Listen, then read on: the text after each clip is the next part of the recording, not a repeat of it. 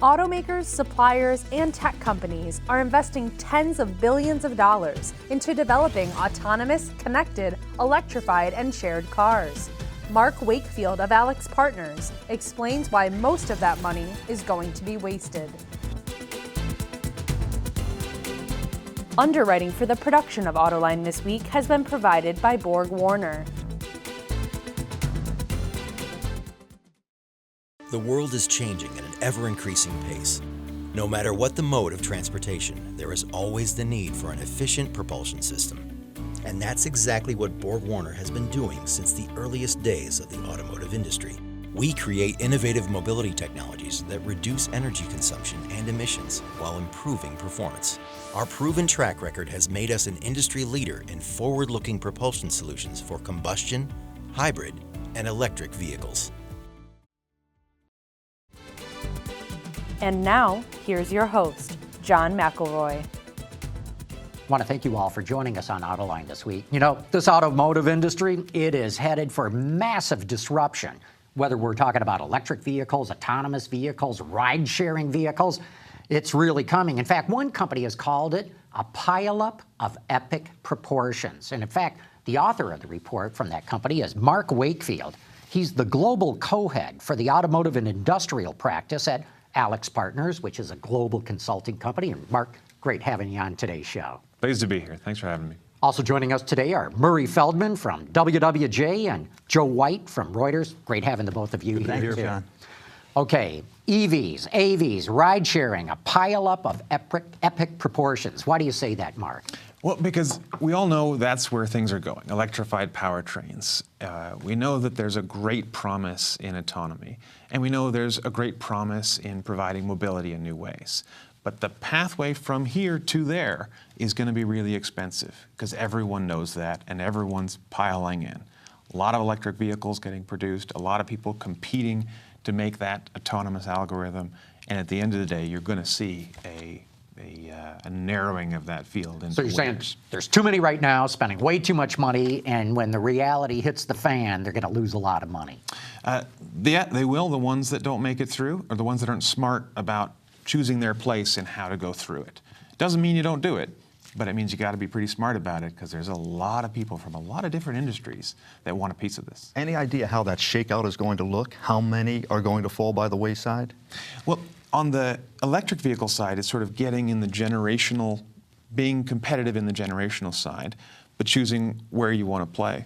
In the autonomous side, it really makes sense to not have too many different algorithms. You can't, there's 50 companies now trying to make a full level 4 or 5 totally controlled AV. It's very difficult to say there'll be 50 different ways of controlling a vehicle autonomously. There's going to be, 10 or so. And if regulators have their say, maybe even fewer than that, right? If there'd be some pressure for standard. I've got a question about kind of the timing of all this because I've looked at your report, which is just fascinating. And it seems like 2019 is one of the peak years, if not the peak year in your horizon for launches of electric vehicles. But the market doesn't seem to come in, even in China, until something like 2030. Yeah. That's a fairly long time. And I'm just wondering if you could elaborate on that. I mean, is sort of 2019 to 2030 sort of the valley of death that these companies have to slog through? It depends very much on the region. So I wouldn't say China is the valley of death that long. But yes, the US, you could say that. And Europe, somewhere in between. Because China is pushing it on multiple fronts, but the government is pushing it in a much higher degree than others. So we do see that market going further. So the number you talked about, 2030, was more of a broad one. Right. But yeah, there's that trough to get through, and you have to be smart about how you're going to play in that you come out the other side. What's smart? Smart is, I'm not going to say, we have some data about the average ICE vehicle or gas-powered vehicle sells about 100,000 per model. An average electric vehicle is about 10 times less than that. It's about a tenth of that. Mm-hmm. And so you got a plan for your new great vehicle that's going up against 119 more entrances next year, new entrances next mm-hmm. year. Maybe it won't sell 100,000, might sell 10,000. And what is your business case, what's your industrialization do to do that and to see your way through the generational gaps at much lower volumes than maybe you planned? And so billions of dollars are being spent to get to that end game. But in the meantime, sales are going to be down, revenues may be down, profits may be down. They're trying to balance both. And it probably isn't going to work, according to your report. Well, it's a tough one because you've got these autonomous and electric and shared and connectivity, all the case elements that are investments beyond the normal cycle of products. You still have to get the next pickup out. You still have to get the 99% of the vehicles out there. And you got to invest in that stuff. In addition to figuring out how much do I invest, where, how do I partner, how do I see my way through this ecosystem as it emerges without wasting billions? But in some cases, OEMs, the car companies, do not have choices. When it comes to electrified cars, battery electric cars, the law says thou shalt make them. Yeah. When it comes to autonomous cars, there's no law about it. You know, there's no mandate. But what would be your advice to automakers? Or at least how do you see this playing out? Because you've got a company like General Motors doing it, everything in-house, and really racing along. You've got a company like Fiat Chrysler that's doing zero in-house and working with Waymo, the Google spinoff that's got all this technology. What kind of advice do you give OEMs in that case? It depends on the OEM, but most companies can't be all things to all people. And so you see OEMs that are very strong at assembly, at integration, at vehicle design, at distribution, at being global. They have some strengths that can be leveraged if you put those in partnership with some technology companies, with suppliers, and with dealers, rental car companies that have access to large fleets that are used to keeping the trains running on time or keeping the cars ready for you. People are good at different things, and that ecosystem can be put together in a way that doesn't have everybody competing with each other, but instead has people cooperating more. And so these partnerships are generally where we're bringing most OEMs, but it depends a lot on the situation. So you were talking about being smart before, and one of the things that you had mentioned to us before we hit the air was that you have to organize it in a smart way. If you're bringing on that many partners and working with that many components, human components, if you will, or corporate components, you have to do it smart, and you have to understand where everybody should be and needs to be and shouldn't be. Yeah, and you have to do it in a way that if you bet a bit on the wrong horse, you've got enough elsewhere where you can take your piece of the puzzle and it actually fits in another piece. So if you're betting deep on one technology, your partner has one technology, and they start fading and something else starts coming up, think about how you would disengage with that one and go into that winning one, because you've got a valuable piece yourself. So how do you fit? Now, so I want to pursue that because certainly, and again, your report looks at this, but you do see these kind of, I guess you call them families, I guess, coalescing around, Mobileye, Intel, Delphi, Bosch. You see the Japanese companies. You see them sort of trying to sort of coalesce these different family approaches to autonomy and electrification. And I'm wondering, what do you think will drive a further consolidation? Because I think, it just seems obvious that you're right, that 50 different approaches to autonomy aren't going to work. Quite possibly, multiple approaches to electrification aren't going to be supported by the marketplace. What drives companies to say, okay, basta, they were right, I should do this partnership or that partnership, as opposed to, I can make this work. I can. I think I can. A clear-eyed view on what's it going to take to get there, and how long is it going to take to get there.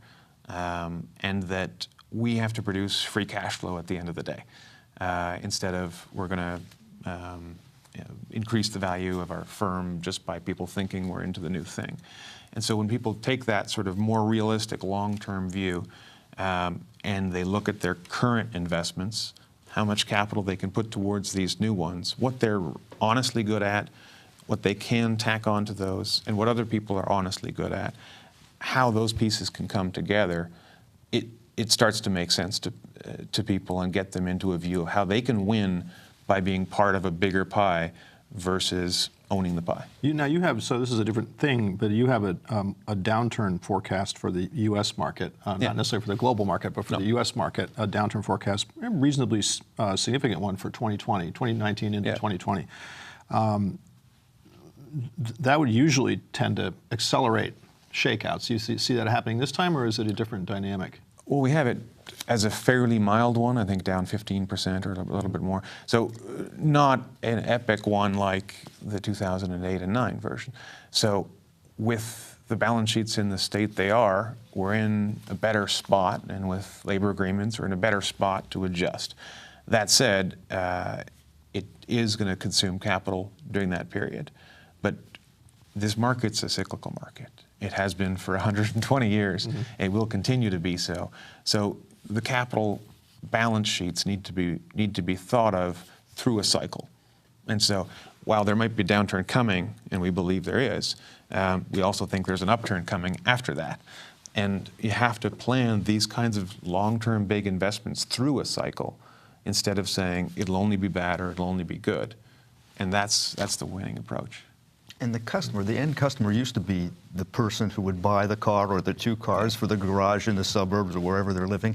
And that's changing now. Yeah. And now we've got ride sharing and we've got car sharing. And I know one of your statistics indicated that for every car that goes to one of those models, you're going to lose 19 sales. Yeah.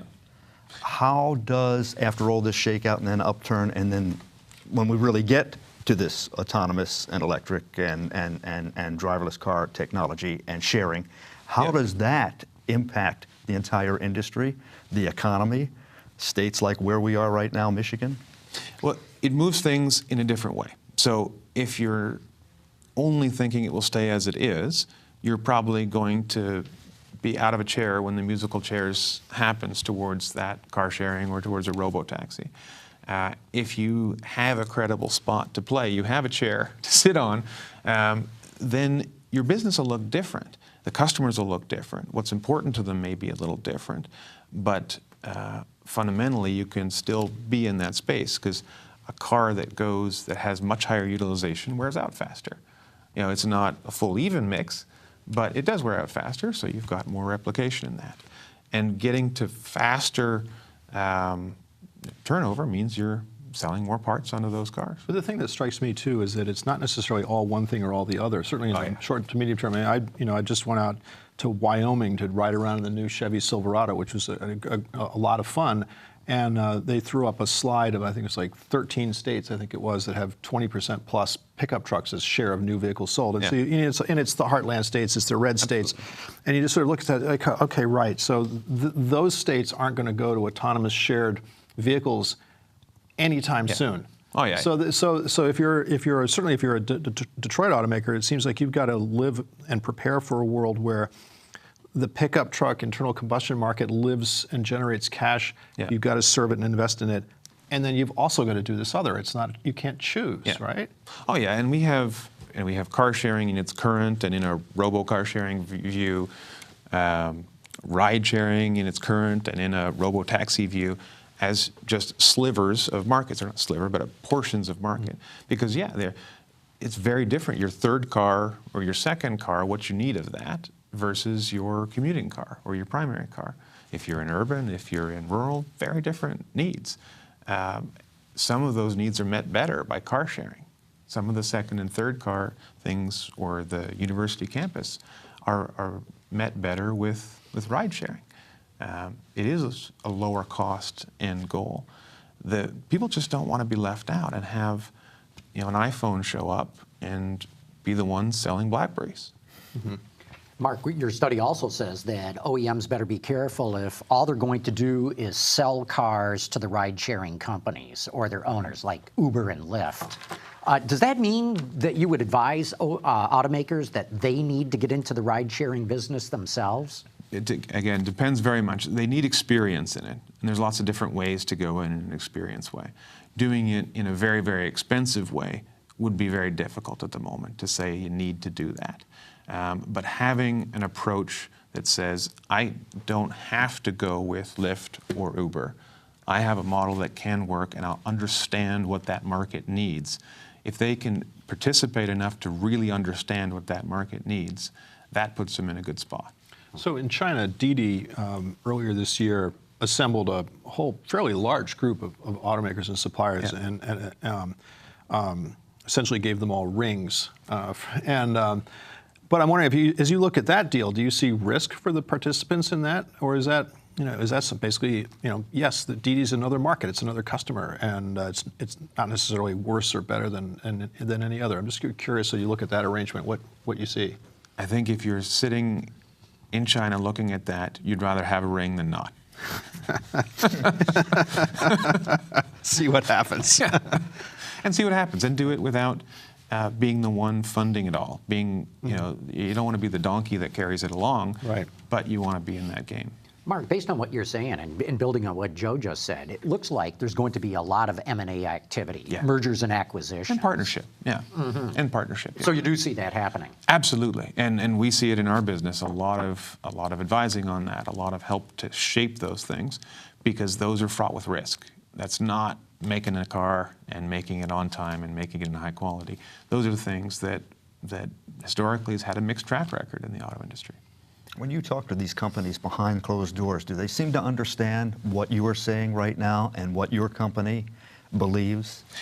They do sometimes. Sometimes it's a challenge where we're in the normal business. So this idea of getting out of the paradigm of a vehicle is going to sell 100,000 units of that model, and thinking your way through generations of 5,000, 10,000, 20,000 is a difficult thing for some of them.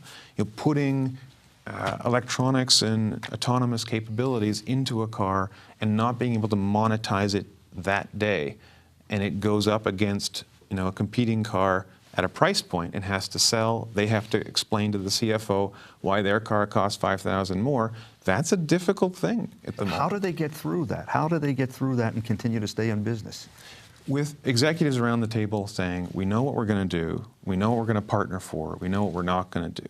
We see how this is going to go. We're all together. I should be able to talk to the head of R&D and the head of IT and the head of HR and ask about where that future goes, and they should all give the same answer, because they're giving that answer to their troops, and everyone's aligned on it. And not only that, they got to give the answer for the next 5 to 10 years, right? It's got to be an answer that can see them through this period where the demand isn't necessarily there on the EV side, the technology isn't necessarily there on the AV side, but they want to participate and they want to get through because there's a pot of gold at the end of the rainbow. Do they have enough money to get through? Excuse me. I'm sorry. No, but you're talking too about really fundamental culture change, like how do we do cost accounting and scorekeeping for putting this feature in or that feature in, or investing in a battery, because you can see that tension right now, and in the industry over stuff that costs way less than the hardware and software for an autonomous vehicle.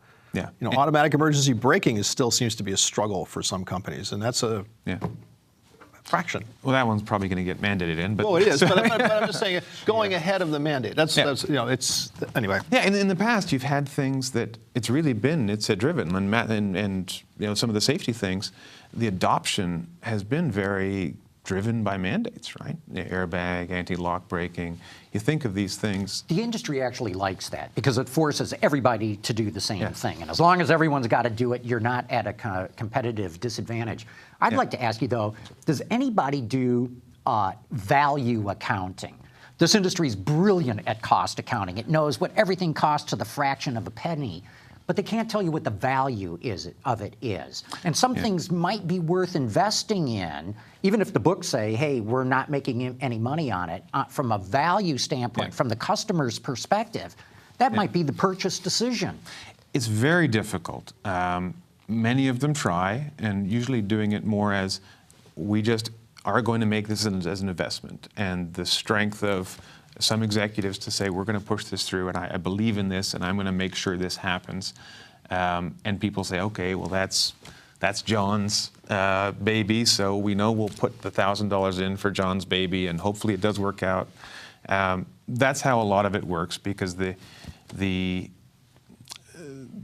still believe, or they still have a process that believes it needs to compete with the vehicle beside it on the lot. And it won't if it's $1,000 or $2,000 more expensive. So getting that concept of putting value into a car, and especially if you can't price for it, but you get it later in a service revenue or in customer satisfaction or customer experience, is a very difficult one to argue against the now by the way OEMs have set up. And when you wonder if people are going to be able to afford it or want to afford all of that new stuff. One of your studies found that it's going to cost the automakers maybe 10 times more than what people want to pay for some of this technology. Yeah, if you stack up the current cost, and predominantly LiDAR, the current costs, it's about 10x what the willingness to pay is. Now, we're talking about things, though, that customers haven't really experienced, so it's a bit of a tough one. If these things come in and they can make lives better in an insanely wonderful way, people will start to pay for it in different ways. But in terms of, would I tick that option box? Yeah, it's about 10 times the cost now. So there's that period of getting the LiDAR costs down, getting various costs down, that the industry has to be able to have the right way to fund through. And it's probably not competing 50 different ways. So how much more complicated does this get for automakers? Because within the past, and again, this is from your study, in the past, I think 3 years or so, 2 or 3 years, materials costs have gone up 800 plus a vehicle, I think, which is a fairly significant number that is hard to get back from the customer. Tariffs, who knows? Well, since we've been sitting here, who knows what's happened with tariff policy? But tariffs quite possibly are going up. Content rules are going to become more complex, probably. Talk about how that complicates matters, because those are costs that are happening right now, and don't get repaid. Generally, they happen to everyone. So to John's point earlier, that's a bit nicer when it happens to everyone, but it's still a challenge. And it's a challenge in that if you get into more of a downturn or you find you have to spend a lot of money, the instinctual reaction of this industry is the CFO goes to the head of purchasing and says, go get me more money from the supply base, and we get into this cycle. And so there has to be a plan, and everyone buying into that plan to protect some of these investments through, and have thought through the investments long enough that everyone can believe it, that the investors also can believe those, to give the company the runway to get through. That's a challenge, and it becomes a challenge when capital gets constrained. And so when all of the costs go up equally across the board and everybody has to do this, was the late Sergio Marchionne right when he said, we're too redundant, we're going to have to form partnerships, and if it doesn't happen when I'm here, it's somebody else's problem to solve? The partnerships thing, yes, generally I would say that's become that reality. You just look at all the partnerships in electric vehicle and autonomous. We've got that in our study as well, about just how many partnerships have come through, and it's an accelerating pace, right? Because it used to be a world where the OEM was king, they fought with each other, a lot of suppliers, 5 OEMs have 50% of the value add, right? It takes 50 suppliers to get 50% of the supplier value add. And of course, dealers are also fragmented. But now there's technology companies with nearly unlimited balance sheets, especially if they've got a friend at SoftBank, or Google or Waymo, or Apple, these big balance sheets that the OEMs haven't had to play against. And so they do have to cooperate more and figure out how they play in a world where they don't call all the shots, and they can't do it independently. I'm glad you raised dealers, because we've been talking mainly about suppliers and car companies. What's the impact of this on dealers and the daily rental companies, the Hertzes, the Avises, the Enterprises? Yeah, the Hertzes, Avis, and Enterprises are in more of an existential issue than the dealers. They're more threatened. Yeah, and particularly by the ride-sharing, car-sharing, and robo-taxi side. If they've got more people going to fleets, they can transition to a world where they add on a good fleet management business. But the idea of, and the real estate they have, the operations they have, are at risk. Now, dealers are a different story. It can go a lot of different ways, and the regulatory things have driven quite a bit of what the market looks like in the US today. If you look at different markets, though, that have different regulations, you see new players coming in and trying to offer a car to a customer in a different way that customers like. And so that's a bit scary as a dealer. Your report doesn't really, I don't think, go too deeply, or at least the version I saw, too deeply into regulation. But you've used the word several times and in different contexts. Is there any way to model sort of the potential impact of regulatory change or regulatory disruption? Or do you just assume that the regulations will be the way they are forever? I'm just sort of curious because, well, for obvious reasons, along all these fronts, AVs, EVs, dealers, how do you model that? Yeah, you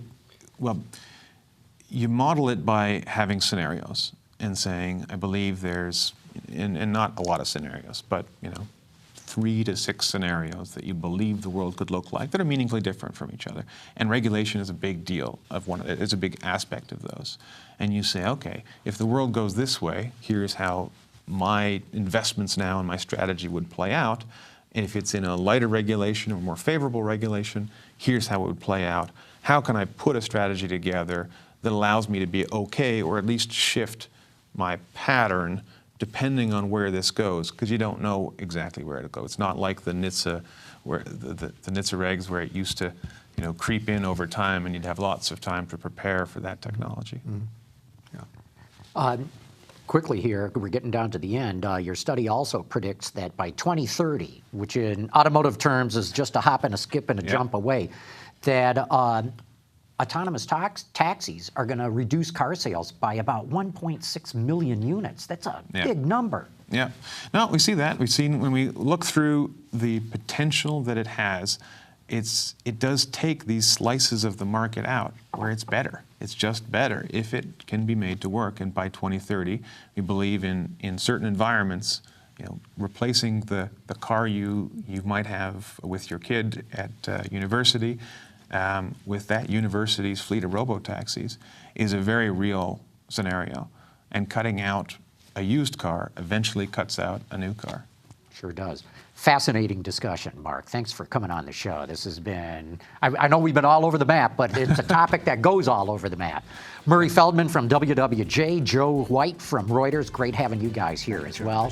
And like I always say, want to thank all of you for having tuned in.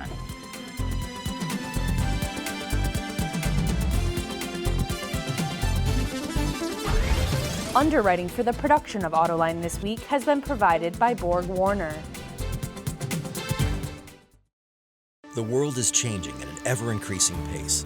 No matter what the mode of transportation, there is always the need for an efficient propulsion system. And that's exactly what Borg Warner has been doing since the earliest days of the automotive industry. We create innovative mobility technologies that reduce energy consumption and emissions while improving performance. Our proven track record has made us an industry leader in forward-looking propulsion solutions for combustion, hybrid, and electric vehicles.